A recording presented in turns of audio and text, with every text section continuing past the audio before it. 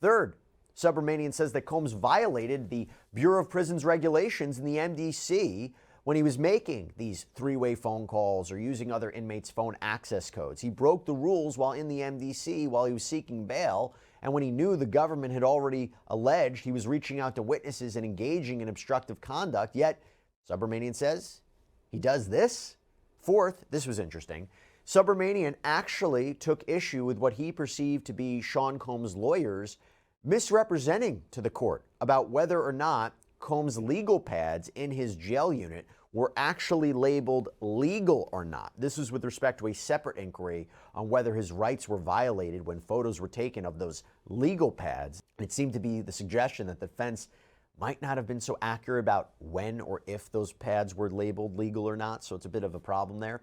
Fifth, even though Sean Combs presented a bail package of $50 million and private security to monitor him on house arrest, Judge Subramanian wrote, the court doubts the sufficiency of any conditions that place trust in Combs and individuals in his employ, like a private security detail, to follow those conditions. So in other words, he might influence that security detail. They can't be trusted either.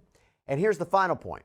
Combs is in a different position than Mike Jeffries, the former CEO of Abercrombie & Fitch, who was also recently arrested and charged with federal sex trafficking crimes in New York. Why? The issue with Jeffries was that he was less a danger on the outside versus a flight risk, and he had no criminal history. And the allegations there stemmed from a decade ago, and he's 80 years old, and there's no RICO or racketeering allegation, so he really can't be compared with Sean Combs.